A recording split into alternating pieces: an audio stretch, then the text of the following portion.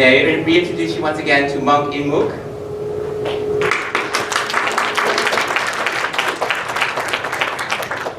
And Dr. Park. Dr. Calvinari.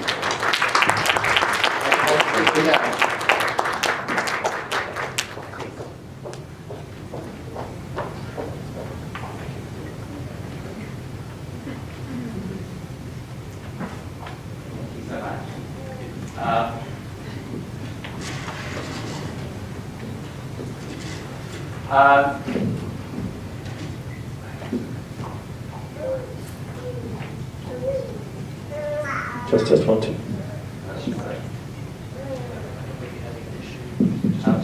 That's okay, I'll just use the focus. Thank you. All right, so can I get the house lights up, please? About 50%? So that we can get, so that they can finally get a chance to see you clearly over the course of. So just as a matter of interest, actually, let's begin this panel discussion by getting to know you all a little bit better. How many of you are from the Lubbock area, just by a show of hands? Wonderful, wonderful. How many of you are from out of town here for this particular event? Okay, just a couple. Fantastic. How many of you is this the first time coming to this international symposium? Wow, that's great. That's great. Well, I'll give yourself a big round of applause.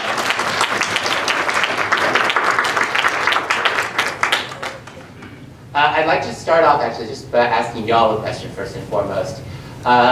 Were you surprised by anything you saw today? Yes? Would anyone like to share what they were surprised by? Yeah? Oh, you have a microphone? That's okay. You were nodding. What were you? The first performance with Dr. Parker and the drum spinning around, it was just amazing. I've tried to play just a regular drum, and I have no idea how she's able to do that. That was amazing. Absolutely. Absolutely. Other people, anyone else want to share a surprise they had? Yes, sir. Just the beauty and the flow of very different events. Beauty and the flow, absolutely. Absolutely. Anything else? Anyone else? Okay, great. These are two really great ideas. One, the sort of athleticism of the work, and the other was the beauty and the flow of it, and putting those two things together, I think. I think that actually is true of all the artists we saw today. That's they sort of combined a really beautiful sense of being wholly in their body in the art they were creating. I think so. I have actually a few questions I'd like to ask the panel, and I'd love to hear their responses. And that'll give y'all some chance to think about questions you might have, because I'm going to turn back to you in a few minutes. The first question I learned something actually today because, well, actually, while I was preparing for this, because when I was looking at this program for the very first time, a phrase came up for me that I had never seen before, which was intangible cultural property. How many of you had heard of that before? Oops, okay. Museum students, I imagine, yes, yeah. Represent. Yeah, so I had to do a little research for myself about what this meant, intangible cultural property. And I think starting in the 1960s, South Korea created a law that encouraged the country to preserve its cultural heritage by creating very specifically this title of intangible cultural property. And that these were considered to be living treasures of the culture. And so that got me really interested in thinking about the East-West difference and what our relationship in the West to preserving our culture is versus the East. So I'd love to hear from the panel about this question of, what are the differences? So, Monkey Mook, I would love to hear, because you became interested in preserving this culture at a very young age. So I'd love to hear your journey, how you came to realize that this was what you wanted to preserve.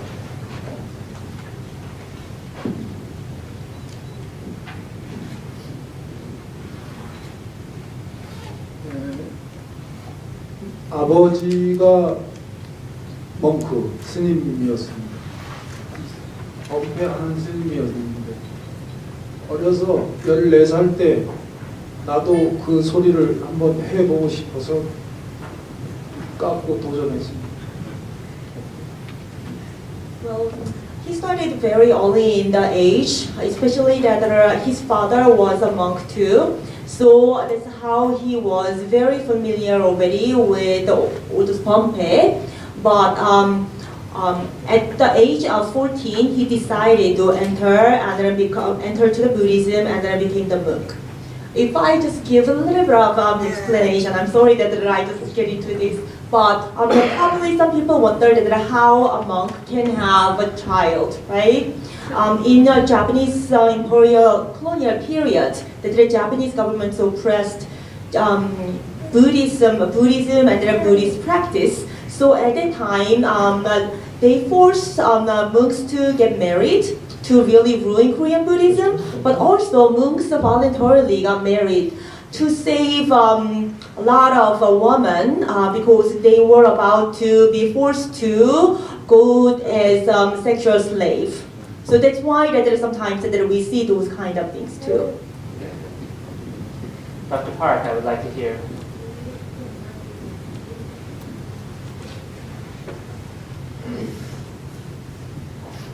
저는 부모님이 악기를 하시는 취미로 하시는 분야였는데 저는 뱃속에서부터 어머니 뱃속에서부터 악기 소리를 듣고 또 어머니가 춤을 추셨기 때문에 그 호흡을 같이 해서 저는 자연스럽게 태어나서 저의 장난감이 악기였습니다. Her case was very much from early too. In fact, when she was actually inside of her mother, so her mother was a Korean dancer, and also that she was very familiar and raised with the Korean music and dance. She played a Korean musical instrument as her toy. I'd love to hear from a Western perspective about some of our own journey. Well, my journey might have been a little different.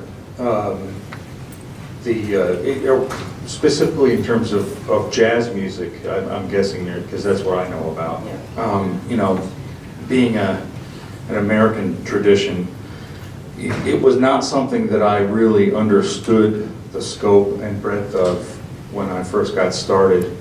I like to use the analogy of the music room. And imagine you have a music room in your house where you have different styles of music in different closets, and you open up this closet and you've got popular music, and you open up this closet and you've got classical music, and you open up this closet and you've got country music, and this closet, you know, contemporary art music and whatnot.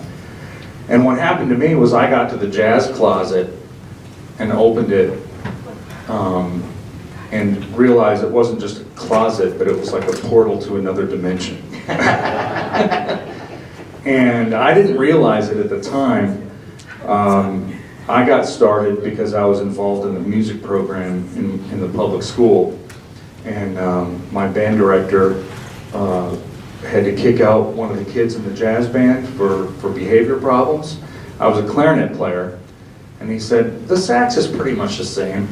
So he gave me a saxophone and a fingering chart and the jazz band music to take home and learn for the contest next weekend. And so I did that. And through that experience of getting exposed to the music, I developed an affinity for it. There was something about it that struck me, that captured the imagination more so than other kinds of music that I was doing. And as a matter of fact, I had knee surgery when I was 13 years old in the 8th grade. And it has nothing to do with this. I just sprained my ankle the other day, so this has nothing to do with the knee surgery from 8th grade. Hopefully this will be gone in about a week or two. But in the 8th grade, I had knee surgery and I was really bored because I had a cast from hip to toe. And so what my mother did is went to the local library and brought home a bunch of Benny Goodman records because I was a clarinet player. And it's really been a process of discovery about every year or week or day that I move forward in this art form. I realize, like, in a sense, I'm more ignorant now than I was when I was 14 years old, just because the world is so expansive of it. And it's just captured the imagination. And it's not, for me, it's not about having arrived at any particular place, but just the process that you have to go through to be able to be able to function in that musical style. So it's really been about the journey for me, and from pretty humble beginnings, and that only seem to get humbler as I get older. So that's kind of maybe a long-winded version of my take on it. That's fantastic. Yeah, thank you.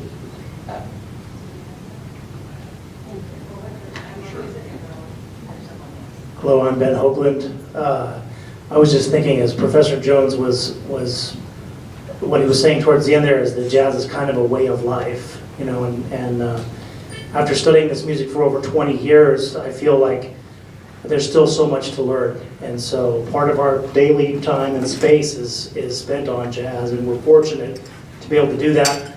I started playing piano at age 7 and played trumpet in high school, and then didn't really listen to jazz or study jazz until I got to college.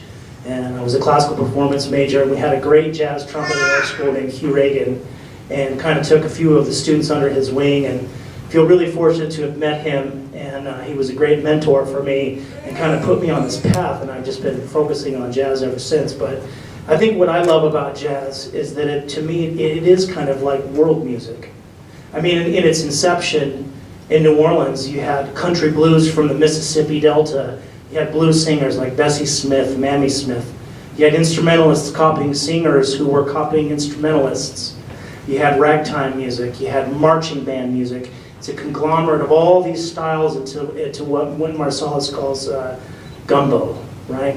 It's a conglomerate of styles. And even now, jazz is being mixed with hip hop and all kinds of other styles of music. And to me, it's a very challenging art form in terms of the technique and sophistication, but also earthy enough and interesting enough and human enough for me to stay interested in it.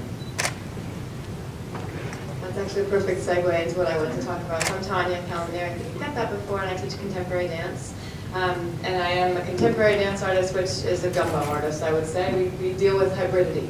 We deal with kind of sediments and layers and kind of pastiche of different forms and styles together. Some things blend, some things really retain their individual flavors. We kind of mix it all together. I started in ballet at 3, and was in that for about 14, 15 years, and then found my way through musical theater, and then a number of other things. Finally found Butoh and been focused on that for the past 18 years. Like I said, it's a long time. I'm really young. I found it when I was 12. But the thing that struck me so much about Butoh is the aesthetic is very dark, grotesque aesthetic that came post-World War II, and kind of anti-modernity statement, political statement. What captured me about it and what held me to it was the working with images, the methodology of working with images. So I was so struck by hearing the fish as part of that's the impetus for the chants. And I didn't know that, but I did know that dancers that work in Korean and traditional dance that do work with images. So rather than you have a sequence of movements and everything is graphed on the 4/4 time, you have the time that the image takes to move is the time that you move in. So you need to go to the completion of what that image is to figure out the next movement that comes. And it's sort of a surrealistic flow. And that captured me so much with Butoh. And it's very interesting to me how that works with Korean dance as well. Back to your point about intangible cultural heritage, I think something that's so interesting about that is that we have a chance to put a bit of a frame around traditional culture, but the idea that that's performed in contemporary times and resonates with us in a contemporary way is it keeps it very alive and keeps it very current. So there's another layer to that we're bringing tradition, our idea of tradition forward, but we're really trying to encapsulate what it means to us today to to represent and to draw a circle around what are ideas of nationalism, what are ideas of cultural identity, what are ideas of different languages, and how all those things work together. So back to you, Jesse. Wonderful. No, that's wonderful. It actually segues very nicely to my next question, because I think, and I don't know if y'all would agree with me or not, but something that I'm hearing in all of these answers is there's a sense of like the practice keeps going, right? There isn't a sort of stopping point. There's a kind of ongoing, continuous development, whether that's artistic or spiritual or whatever, and that the limit of that is limitless. And I think that's a really interesting kind of way that these two cultures are intersecting. That, yes? I had two things I wanted to ask. One, Yeah. a comment and one question. Comment I had, your comment about Korea passing the law about its cultural heritage and making that a law that this should be kept. It's interesting, recently in the West, not too long ago, Poland passed a law that it was illegal to point out the Polish citizens being a part of the Holocaust. It's illegal to point that out, and most objective people who looked at it realized that many Polish citizens did play a part, but you can't point that out. The other thing, I wondered how, it was pointed out there that there are many Buddhist temples and 6,000 smaller temples in South Korea. I wondered how many temples there are now in North Korea.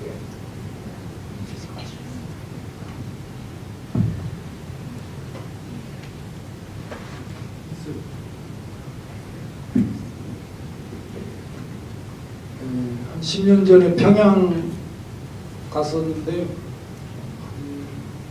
절이 사찰이 그대로 유지하고 있습니다. 개수로는 정확히 모르겠는데 한 500여 개가 되지 않을까. He said there are Buddhist temples in North Korea, and then when he visited Pyongyang 10 years ago, then he could see those important historical temples were preserved. He doesn't know, and then it is not known that how many temples are actually there, but his guess is about 500, but we cannot really verify. But we do know that there are temples, while we cannot really verify the daily lives of or daily religious practice of Buddhism there. Thank you. Thank you. That was a wonderful question. 사찰은 있는데 신앙이 없는 것 같았어요. But also that again the spiritual aspect, that preservation of tangible cultural heritage doesn't mean that it has the intangible cultural heritage part has been preserved. He wanted to point out. And that's a very good point. I mean, we're in a museum right now, and of course we're surrounded by the artifacts of various cultures, times, art, period, artworks, and that sort of thing. But I think what's really interesting about this question of intangibility is it's more focused on processes, things that are sort of lost with time, and the ways that these artifacts were used, and how they exist in history, and that sort of thing, and that the need to preserve that as opposed just preserving the object itself. I think that's really exciting. Any other questions? Anyone? Yeah, I have one. Okay, pretty good. How are these traditional old ways, how are they passed on in the culture? Since they passed the law, how do they get people to transmit it from generation to generation? It's a very good question. Is it voluntary? Do they encourage that to happen? Is it passed on through books and stuff, or really from person to person? Right. Right. The question is, how are these traditions passed on? How are they encouraged? How is the next generation encouraged to engage with these traditions so that they can learn them and pass them on themselves? 전통이 이제 시대가 변화하면서 옛 것이 이제 사라지는데 국가에서 이제 지정을 해가지고 투자도 하고 이제 보호도 하고 국가에서 주도해서 지정하고 보존하고 있습니다. Well, one largest and a very important part is, of course, the role of public policy, national public policy, that in fact intangible cultural heritage policy is a part of cultural heritage policy because it has tangible, intangible, cultural, and then natural too. So he just wanted to point out that the role of national government has been tremendously important because it supports education, succession, and presentation and transmission. Thank you. Dr. Park, did you have anything you want to add?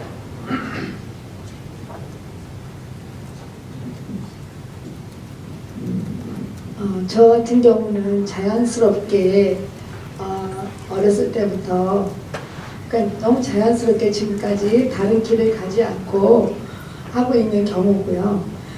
그렇지 않은 사람은 나중에 후에 자기 전공을 바꿔서 이어가는 경우도 있습니다. 그래서 국가에서 지정해주고 보호해주고 또 하는 거에 그때 따라서 거기 가서 배우고 계승시키는 그런 방향이고 저 같은 경우는 특별한 경우인 것 같습니다. 그냥 자연스럽게 평생을 이렇게 하다 보니까 이어진 거고요. 네. She said her case was truly exceptional because she was raised in that environment to promote and study Korean traditional music and dance. But he wanted to point out the great role of educational system, because we do have the high school that studies especially Korean traditional music and dance, and then there are majors in higher education to study those two. So she said that those higher education and then also that the school curriculum, some are very important too, and they're working very well. Great. I actually loved, because I think Professor Jones, you and I were chatting about this before, about how the passing on the legacy of jazz in the United States. Well, the only support of law that we have behind it was a bill that went through Congress and was signed by Ronald Reagan in 1987 that it declares the cultural significance of jazz music in American culture, declaring it a national treasure.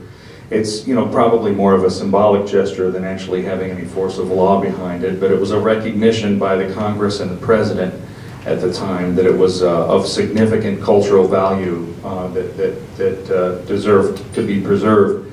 In terms of the tradition from generation to generation, it's very much still an oral tradition. Not necessarily, not oral, but oral by ear.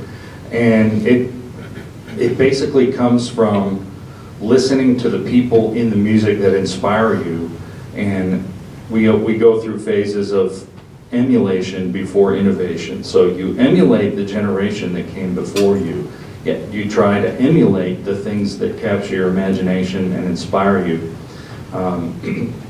by listening to and actually trying to reproduce what you hear on records and on significant recordings, trying to get out and hear as much live music as possible.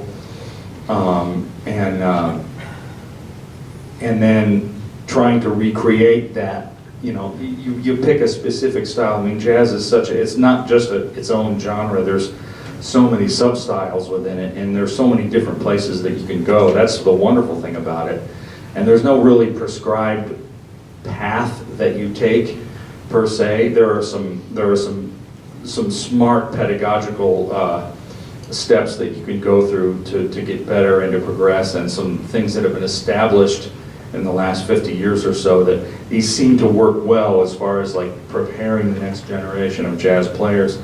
But emulation comes before innovation, and I think that's one of the things that we teach the most from everybody, or we teach everybody the most, and that's how I learned.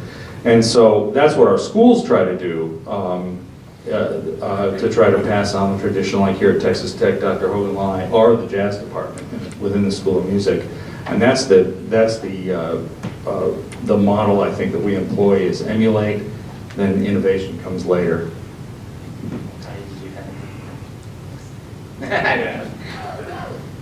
I was thinking there was maybe one other aspect of, there's probably more than one, but this is another one that comes to mind, is the number of jazz programs in the United States. And Professor Jones and I were talking about this earlier. One of the first jazz degree in the United States was in 1947 at the University of North Texas in Denton, Texas. And within the next 2 years, I believe, the Berklee College of Music in Boston, and then is it University of Indiana or Indiana University was the third program to offer a degree in contemporary music or jazz. Last year, the October issue of Downbeat magazine listed 217 programs in the United States. So you figure, you know, North Texas has 400 jazz majors. University of Northern Colorado Greeley has over 100.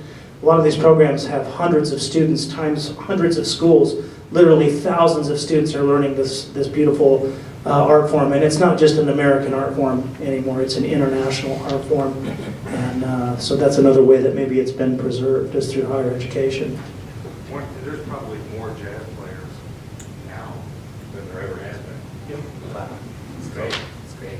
Thank you. I'm going to add a little bit to the dance portion of this, something that you brought up that reminds me of that it does become incumbent on the student to really be the one that pushes and has the drive to emulate before they innovate, you know, that they do their homework before they go out and run it on their own. And something I've encountered a lot, and an issue that comes up in Buto dance is that in Japan, if you choose to study Buto, you choose a master and you stay with that master.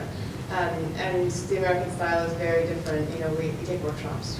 We go all over the place and we kind of pick and choose this buffet, and it's a very different market-driven kind of situation, and that ends up rubbing a little bit the wrong way as we kind of cross that cultural divide. But there is a little bit of that, how long do you emulate before you innovate? And I would say maybe the American artists that are studying Buto are much more on the, I got it, I did one workshop and I'm off to it. You know? And there's a modulation between that, right, in the practice of Buto. Fantastic. We have time just for a few more questions, yes? Just as kind of a follow-up to that, it's interesting to hear about an idea where there's a law that requires these cultural preservations versus the Western counterparts that are talking about emulating and then innovating.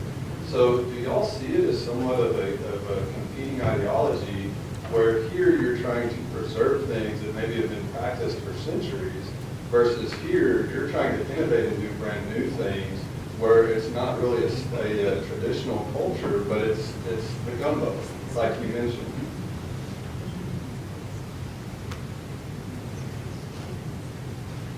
Anyone would like to take that one on? Get your thoughts together. No, there's,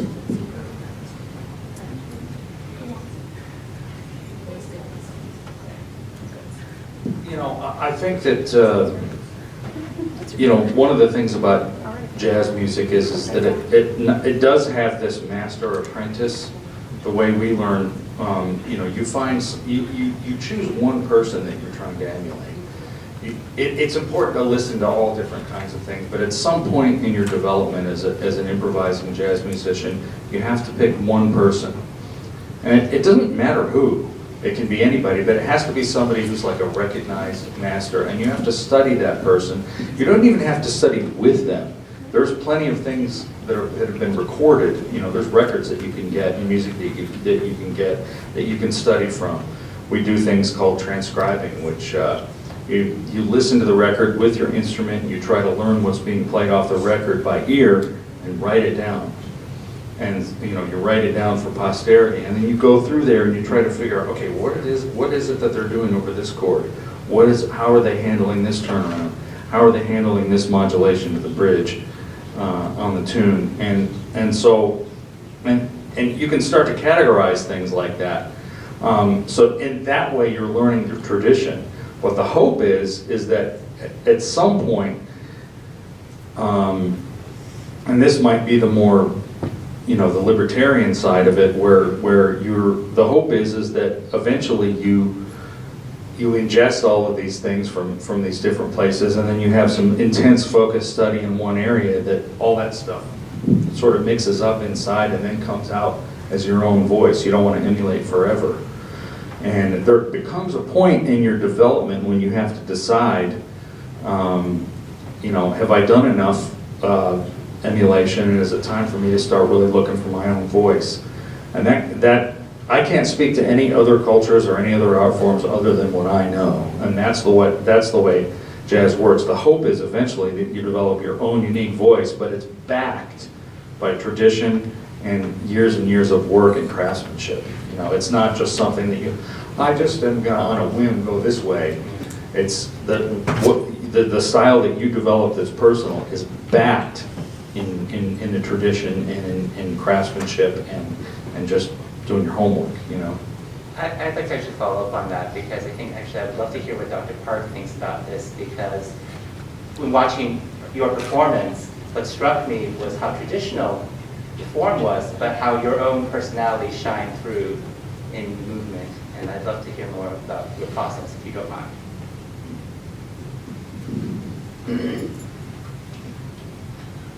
저 같은 경우는 일단 가지고 있는 게 모방 이전에 가지고 있는 거, 그 다음에 살아오면서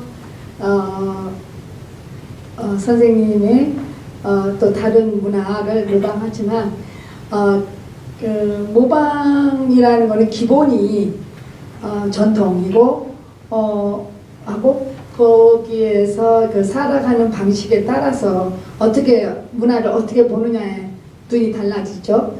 따라서 그게 바로 창조가 되지 않는가, 저는 그렇게 생각합니다. She agrees that she learned from teachers, and then she learned from all those masters before she grew up practicing those things. But she points out that those are just foundations, and then to really be the performer and also the performer in Korean traditional music and dance is really to shape and develop her perspective toward history and also heritage. So her life and her experience and also her perspective really inspire and then make her create her movement and her work. If I clarify the Korean intangible cultural practice, then the law does not freeze, does not prohibit changing or sustaining or creating new creation or new forms of traditional culture.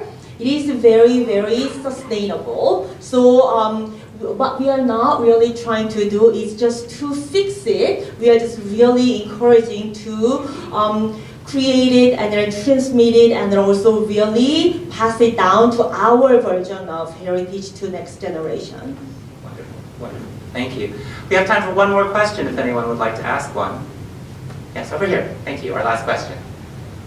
Have a microphone coming your way. Thank you. I was wondering, so I grew up in Seoul, South Korea, so I know about some of the culture and tradition preserving efforts.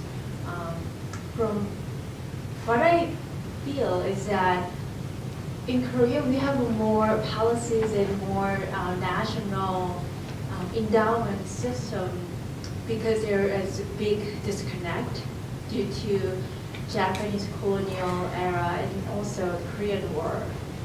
If we hadn't have those big events that disconnect our traditions, and we may have not needed such policies or national law along that line.